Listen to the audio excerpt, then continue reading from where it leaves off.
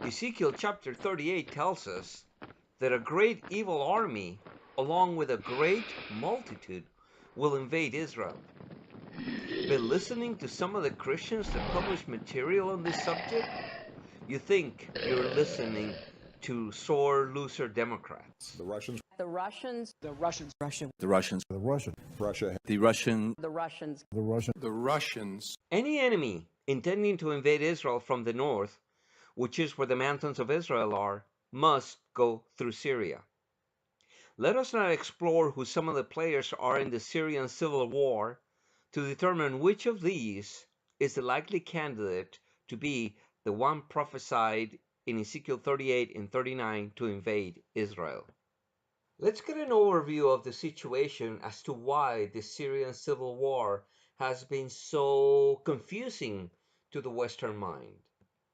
Let's imagine a situation where first we have an Alawite enclave, which is next to a Druze enclave, which is next to a Shia enclave, which is next to a Yazidi enclave, which is next to another Alawite enclave, which is next to a Catholic enclave, which is next to another Shia enclave, which is next to a Kurdish enclave, which is happens to be in the general vicinity of an Orthodox enclave, which also happens to be in the general vicinity of a Maronite enclave, which is next to a Shia enclave, which is next to another Alawite enclave. Does that make any sense? Civil war breaks out. Each enclave seeks to look out for itself and starts going against its neighbors. Enters Free Syrian Army, enters al-Nusra, enters ISIS. What happens next is that the Syrian army enters the fight, suffers a number of losses.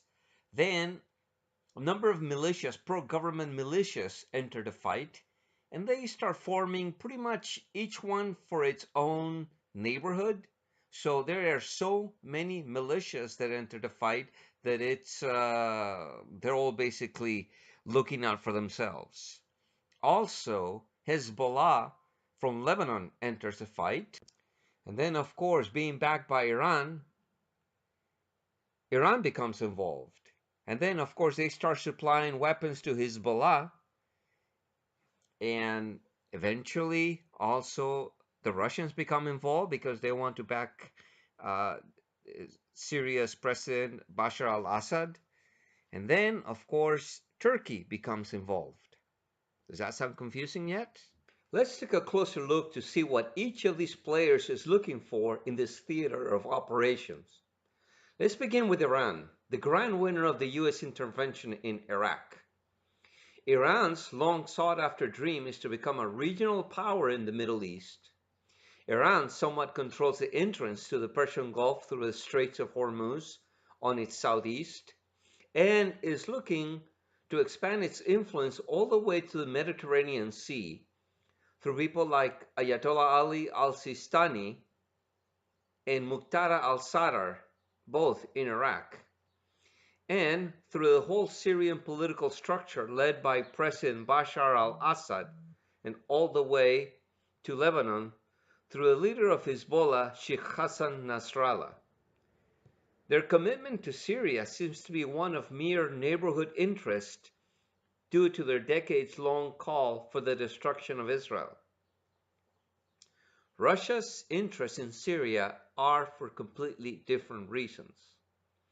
The Russians are also wanting to expand their influence to the Mediterranean with their military base in Latakia, located on the Mediterranean Sea, 40 kilometers south from Turkey, 110 kilometers north from Lebanon, and 260 kilometers from Israel.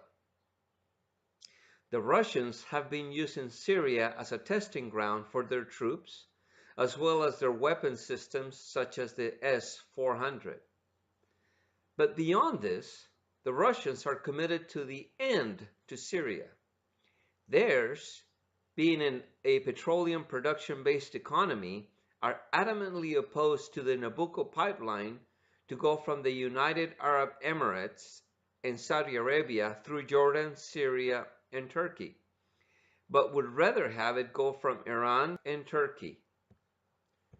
The Turks?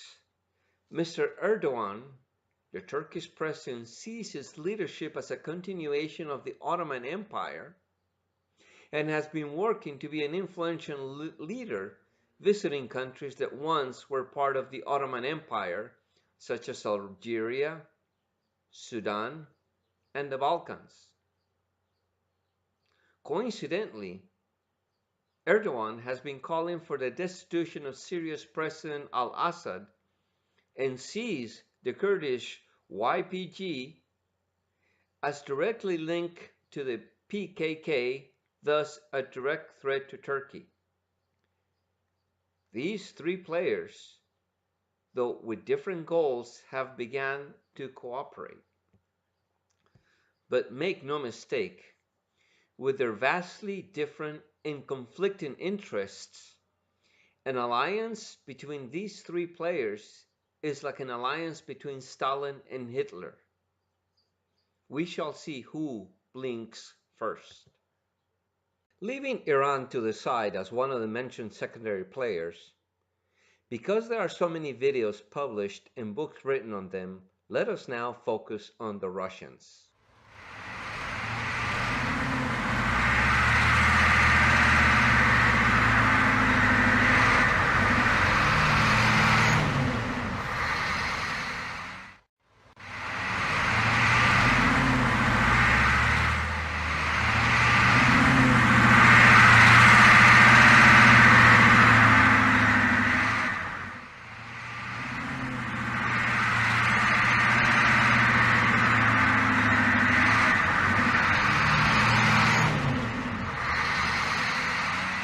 As I mentioned in my previous video, the Russians would have a very long trek, a straight distance of 1,500 kilometers from Kabardino-Balkaria, North Ossetia or Chechnya to the Golan Heights, or 1,800 kilometers of road travel.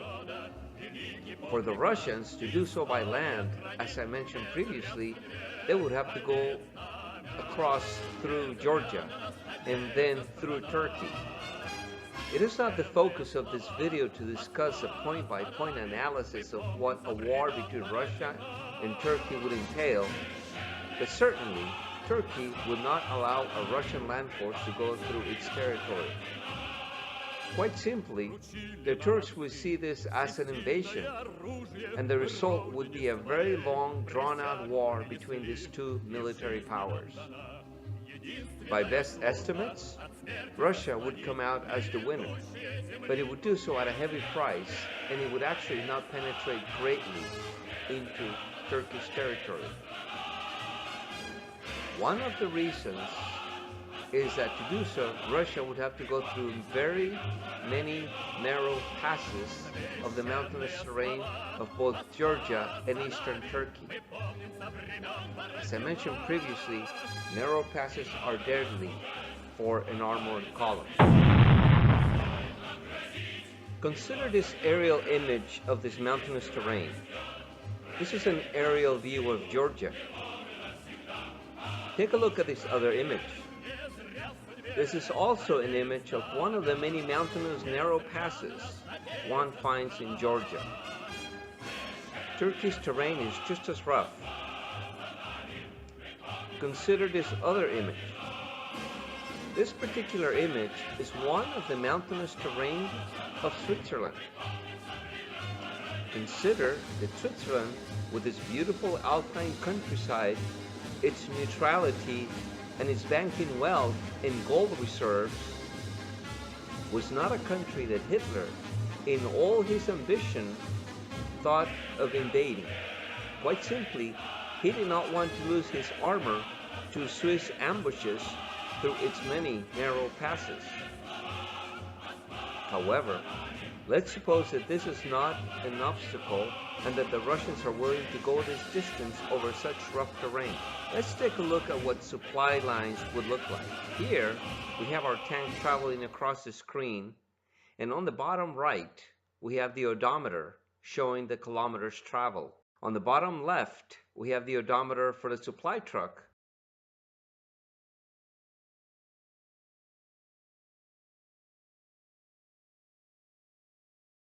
At the end of the simulation, we see a whopping 2,892 kilometers traveled by the supply truck as compared to the 833 kilometers advanced by the armored vehicle. Basically, the further your basic advance goes, the more kilometers back and forth your supply trucks must travel to keep your army running.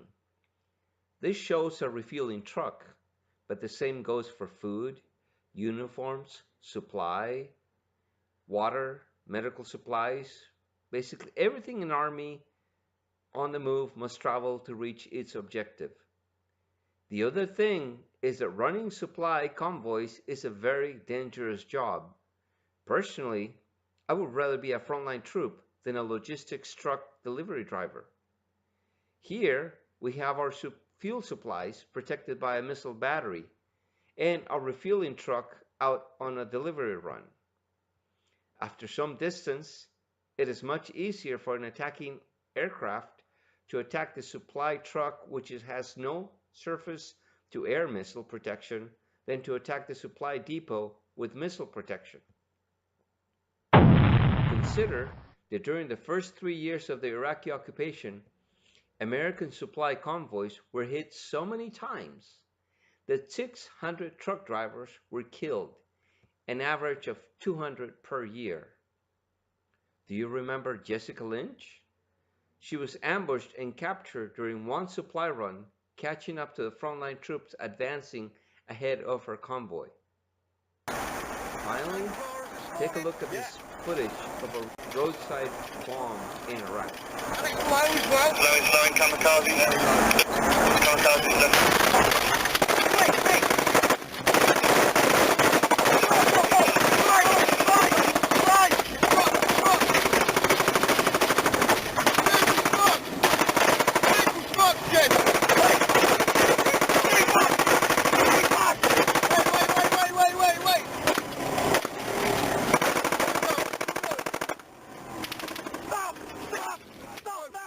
Russia's Second Fleet in Sevastopol, the Chernomorsky Fleet, also has ships in other naval bases around the Black Sea and the Sea of Azov, to include Krasnodar Krai, Rostov Oblast, and Crimea.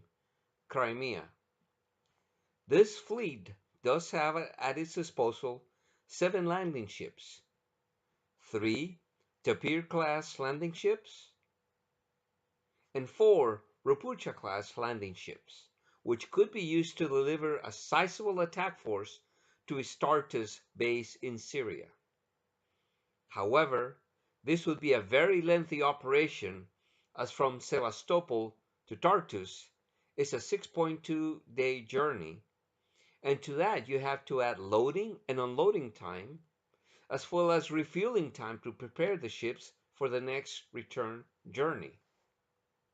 On top of this, Turkey must be notified of the military ships sailing through with 10 days ahead of time, which of course, in case of war or a suspected war, Turkey could prevent the passage of these vessels if it feels it's being encircled by Russia with a sizable land force in Syria.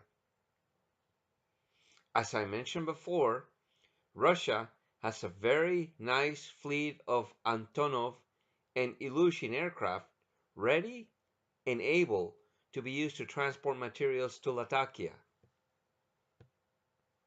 However, as I mentioned in my previous video, such massive movement is very lengthy, and in today's day and age, nothing is hidden from satellite imagery. Their moves would be telegraphed ahead of time, and a war would be set off with Turkey, and the United States Sixth Fleet would come to Israel's and to Turkey's assistance if Turkey is still part of NATO. So what exactly does Russia have on the ground in Syria? To the best of my ability, and thanks to the imagesatinternational.com, we are able to tell that the Russian armed forces stationed in Syria and commanded by General Igor Konashenkov прямым нарушением российско-израильских договоренностей 2015 года. Does have a squadron of Su-25s with perhaps some other aircraft. And they also have some batteries of S-400 missiles. This is shown here in the satellite images captured by Imersat International. They have some other ground forces in Syria, but nothing to be able to launch a military assault on Israel. They would be wiped out if they did so with their current capabilities on the ground in Syria. Yet, despite this great military Russian might in general, and in Syria in particular, we must realize that going to war is an investment, and one does not go to war without drawing up a budget and paying for the massive resources one uses in wartime. Russia is nearly broke. Gone are the days of high oil prices that once drove the Russian economy to great heights. Today's oil prices at $59 per barrel, as they have been for a few years, are just not enough to feed Russian economy.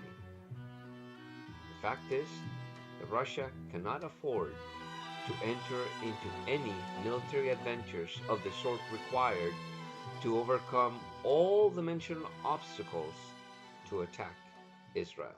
The fact is that Putin is now looking for a Syrian exit, as he does not want to make the same mistakes that the Soviet Union made in Afghanistan or that the United States made in Iraq and Afghanistan, to get bogged down in a never-ending and costly war. I want to mention one more piece of information, an important piece of information. If Russia is not Magog, then who exactly are they, and who is Magog? Let's deal with the first part of the question first. The Christians that publish videos online go on and on about how Russia is a prophesied Magog, and they base this on the Scythians and how Russians are descendants of the Scythians. These Christians just love those Scythians. They love to talk about them. However, modern Russia are actually descendants of Ukrainians, who are in turn descendants of Norsemen, the Vikings. So, whatever happened to the Scythians, who once galloped the Caucasus Mountains? According to many ethnographers and historians, a lot of the agrarian and artisan communities of India, of the entire west of India, are derived from the warlike Scythians who settled northwest and Southeast Asia, and South Asia, in successive waves between 500 before the Common Era and 500 of the Common Era. Translation: the Scythians settled in the Punjab in India, and the Punjabis are descendants of Scythians. Yes, Punjabis, the Sikhs. Are you really going to argue that the Sikhs are going to pick up and march on Israel all the way from India? Let's get serious here.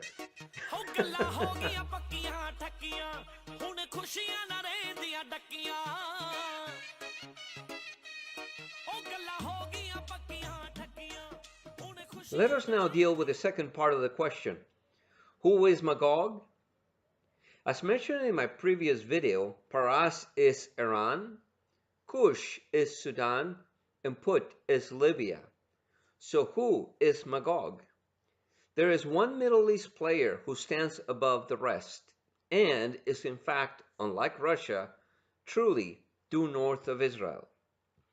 If one goes from the North Pole to Israel, and traces a straight line from the North Pole to Israel, the one country who is straight in the path of such a line north of Israel is Turkey.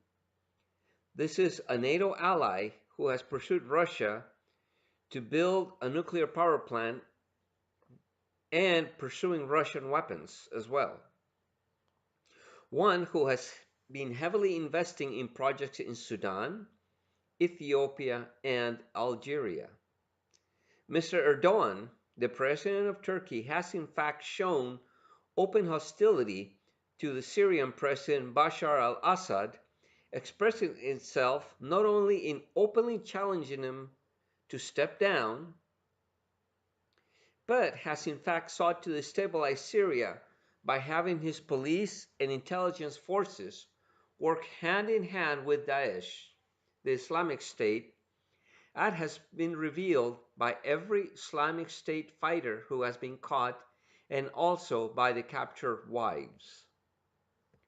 Turkey did so not only by enabling Daesh recruits to use Turkey's territory as a springboard to cross into Syria, but in fact funding the Islamic State by allowing a corridor of passage of Daesh oil into Turkey.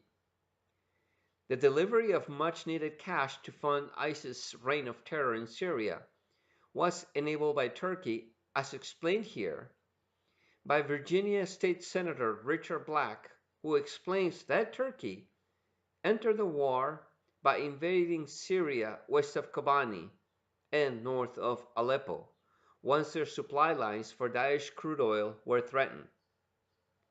Turkey, in fact, allowed Daesh business of selling crude oil from its territory's oil wells. Also, Mr. Erdogan's outspoken condemnation of President Trump's official recognition of Israel's sovereignty over the Golan Heights was even harsher than Syria's own. And with the ridiculous accusation against Israel that Israel's sovereignty over the Golan Heights has displaced Turks as well as Arabs. The situation in the Middle East is very fluid and is changing every day. And there are many players who day by day are in fact lining up with Ezekiel 38 prophecies. We have today Magog, Turkey, actively patrolling the northern Syrian province of Afrin. As we see in this footage, Turkish forces are seen here escorted by a convoy of trucks belonging to none other than Jabhat al-Nusra. As Turkey pursues to have a stronger and stronger influence in the former Ottoman Empire territories, perhaps we'll see their presence coming further and further south.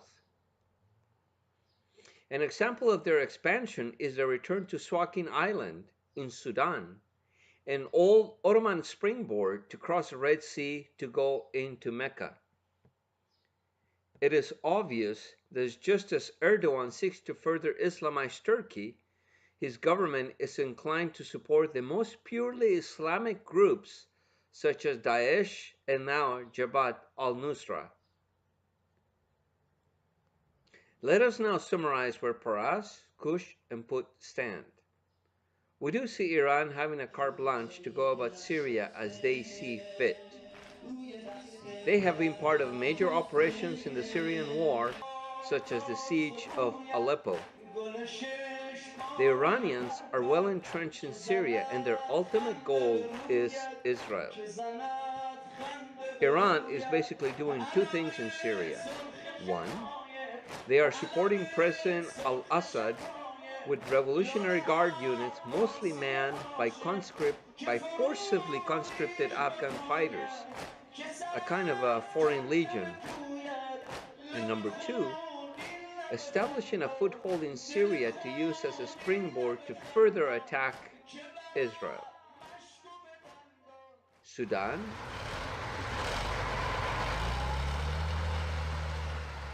in their quest for a more active role in the Middle East, has had for some years troops in Yemen in support of the Saudis.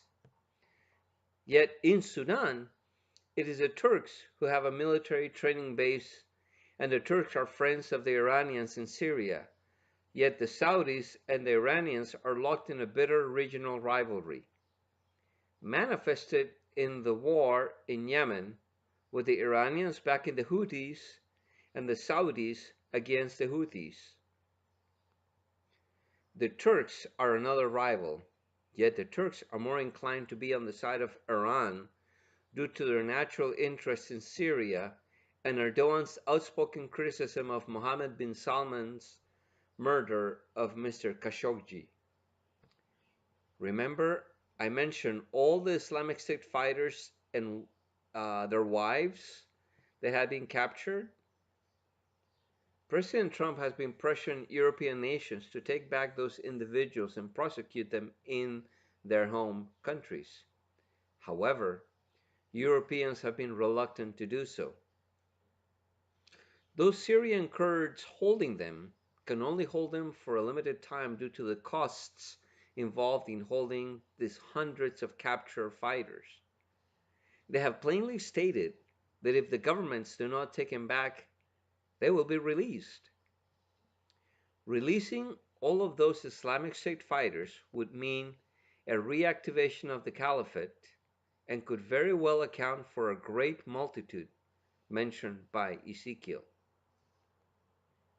There's one more player in the Syrian war that we have not mentioned: Israel. Israel has launched hundreds of sorties into Syria, as Israel will not allow Iran to set up camp in Syria the same way that Hezbollah has done in Lebanon. Erdogan's criticism of America's recognition of Israel's sovereignty over the Golan Heights may be a hint of things to come. It may be this very plot of land where the dormant volcano of Mount Bental is located and may one day suddenly explode to destroy Gog's invasion, which may be the cause of it all. As the Syrian Foreign Minister, Mr. Walid al-Muallem, states that they have the religious duty to liberate the Golan from Israel. As we see, Israel's enemies are lining up and the situation in Syria continues to be fluid. We can imagine a situation where the Turks and the Syrians may in fact enter into a working alliance to include military action on the Golan Heights. Further, oil has been discovered on the Golan Heights, and Israel has given Genie Oil the rights to explore this fossil fuel. Perhaps this may prove to be a catalyst for the Arabs to launch an attack. So we can expect Iran to become more involved in Syria, as well as future involvement of Sudan, and some form of presence from Libya or perhaps Algeria. As for Turkey, Turkey's President Erdogan has not been quiet of his vision of Turkey being a continuation of the Ottoman Empire and his desire to once again have Turkey reach new heights. Thus, we can expect Turkish troops to come further and further south of where they are now at. Good day, my friend.